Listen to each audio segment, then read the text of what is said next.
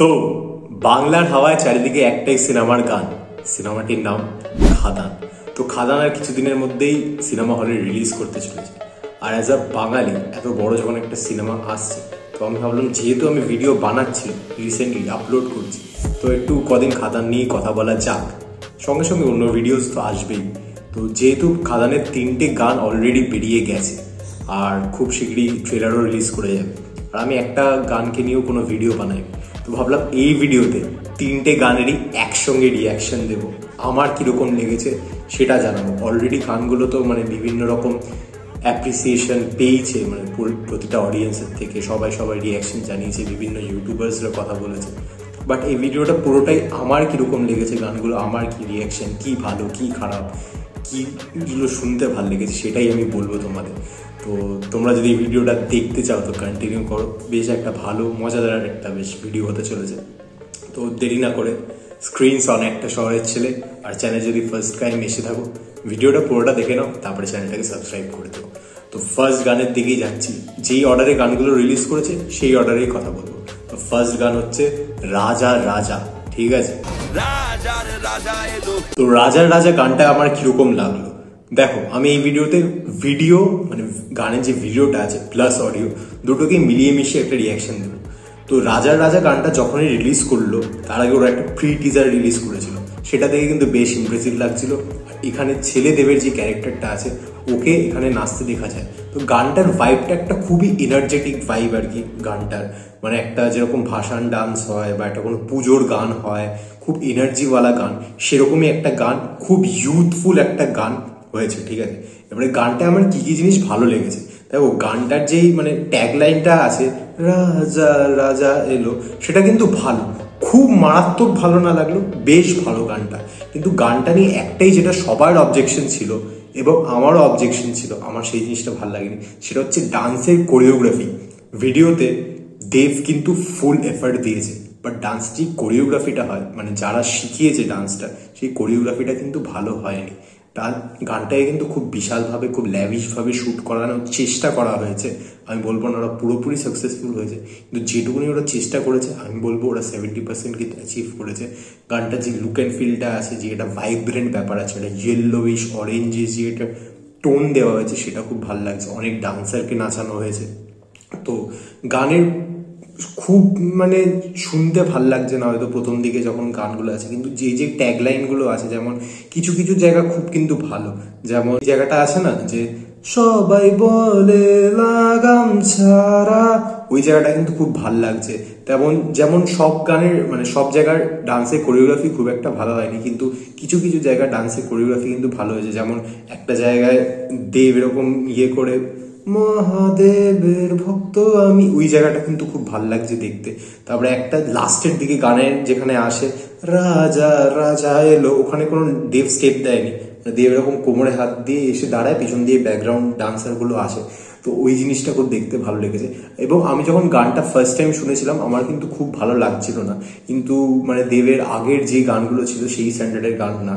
কিন্তু আমি পরবর্তীকালে যখন ভিডিও ছাড়া এমনি গানটা শুনেছি, তো গানটার কিন্তু একটা রিকল ভ্যালু আছে, গানটা বেশ শুনতে ভাল লাগছে। তো আমি বলবো না গানটা খুব মারাত্মক একটা কিছু গান, কিন্তু একটা ফিল গুড ব্যাপার আছে।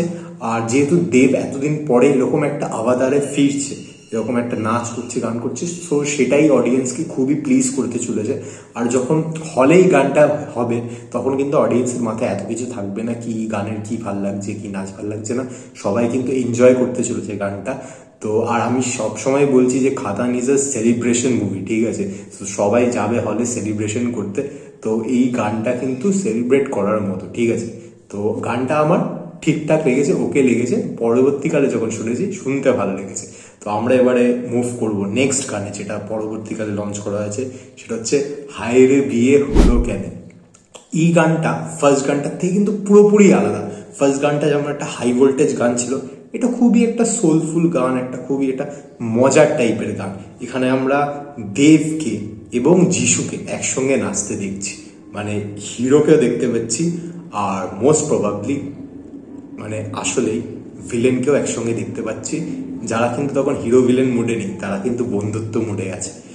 আর দেবের যে লুকসটা আছে অ্যাকচুয়ালি এটা এখানে বাবা দেবকে প্রেজেন্ট করা হয়েছে, আগেরটা ছেলেদের ছিল, এখানে বাবা দেব। তো দেবের যে লুকসটা আছে প্লাস যে লাল জামাটা পরেছে দেখতে কিন্তু খুব ভালো লাগছে। এই গানটা কিন্তু মনে হচ্ছে যে খাদান যে ওয়ার্ল্ডটা আছে, একটা গ্রাম্য ওয়ার্ল্ড, একটা খুব রুটেড ব্যাপার, সেইটা কিন্তু এর মধ্যে ইনকর্পোরেট করা হয়েছে। তো এই জিনিসগুলো তো ভালো আছে, প্লাস এখানে ঢোল বাজছে, করতাল বাজছে, তো মনে হচ্ছে দেখে ভাই একটা বাঙালি গান দেখছি। আগের গানটা দেখে হয়তো তোমাদের মনে হতে পারে ভাই এটা হিন্দি গানের ছাপ আছে বা কিছু, কিন্তু হায়রে বিয়ে যে গানটা আছে এটা বিয়ের মরশুমের গান, এখন শীতকাল চলছে, তো এটাতে কিন্তু একটা পুরো বাঙালিয়ানা ফ্লেভার আছে। গানটায় খুবই একটা মজা আছে, প্লাস এখানে বারখা আছে। বারখা মানে প্যারে লালে যাকে দেখতে পেরেছিলে, খুবই হিট গান ছিল, দেব আর বারখা ছিল, তো ওদের জুটিটাকে আবার এখানে আমরা দেখতে পাচ্ছি, তো একটা নস্টালজিয়া কাজ করছে। তো গানটা কিন্তু শুনতে বেশ ভালো লাগছে, আর এই গানটাতে আমার সেরকম ভাবে কোনো কমপ্লেন নেই। গানটা খুবই একটা মিষ্টি গান, একটা খুব সোলফুল গান। আর এই গানটাও আমি যখন ফার্স্ট টাইম শুনেছিলাম আমার কিন্তু ঠিকঠাক ওকে ওকে লেগেছিল, কিন্তু পরবর্তীকালে আমি যখন গানটা শুনেছি, ভিডিও তো অতবার দেখা হয়নি, ভিডিও 2-3 বার দেখেছি, তো গানটা যখন শুনেছি গানটা বেশ শুনতে কিন্তু ভালো লাগছে। তো এই গানটারও কিন্তু রিকল ভ্যালু আছে, মানে লুপে শুনতে কিন্তু গানটা ভালো লাগছে। তো এই গানটাও যখন হলে আসবে লোকে বেশ মজা পেতে চলেছে গানটা, মানে অত অ্যাকশন হাই অকটেন জিনিসপত্র হচ্ছে, তার মধ্যে একটা কুল ব্রিদার, একটু মজা। সো এখানে সেই জিনিসটা খুব ভালো লাগছে, ভিডিওটা দেখতে খুব ভালো লাগছে, কালারগুলো কিন্তু এখানেও খুব ভাইব্রেন্ট, এমন না যে একটু মিষ্টি গান গান তাই বলে একটু ডাল হয়ে গেছে, কালারটা কিন্তু ভাইব্রেন্ট। আর কম্পারেটিভলি রাজা রাজা থেকে এই গানের কোরিওগ্রাফি কিন্তু বেশ ভালো হয়েছে, কারণ এখানে খুবই একটা স্লো সুদিং ভাবে স্টেপগুলো রাখা হয়েছে, মানে যে টোনটা আছে গানের সেই মিউজিকের সঙ্গে ম্যাচ করে করে স্টেপগুলো রাখা হয়েছে, সবাই একসঙ্গে নাচছে, সেইগুলো খুব দেখতে ভালো লাগছে। তো হায়রে দিয়ে গানটা কিন্তু আমার বেশ ভালো লেগেছে, একটা বেশ ভালো একটা মিষ্টি গান বলা যেতে পারে। রাজা রাজার থেকে আমার এই গানটা বেটার লেগেছে।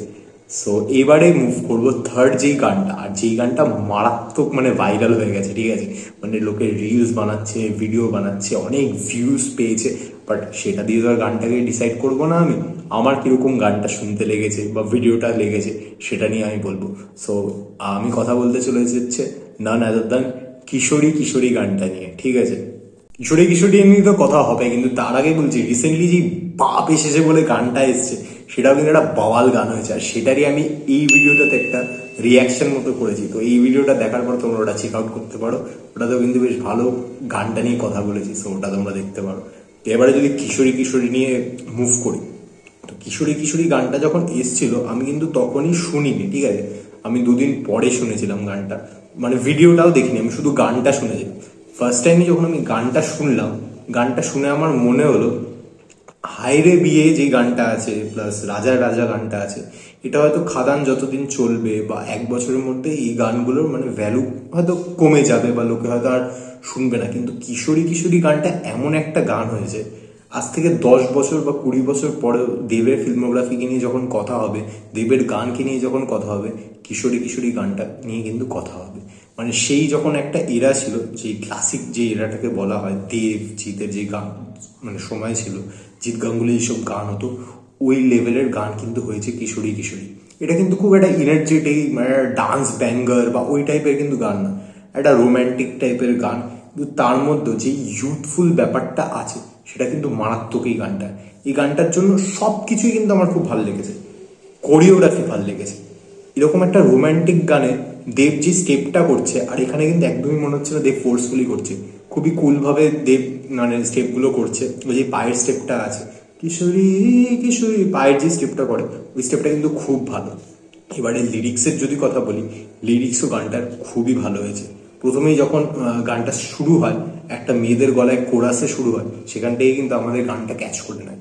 তারপরে যখন ওই লাইনটা আসে কিশোরী কিশোরী কিশোরী, ওই যেইটা আছে ওটা কিন্তু খুবই ভালো। ওটার লুপ যেই একটা গানের হয় না, এটা যে ট্যাগ লাইন হয় সেটা তোমার বারবার লুপে শুনতে ইচ্ছা করে, তুমি না শুনলেও তোমার মাথায় বাজে।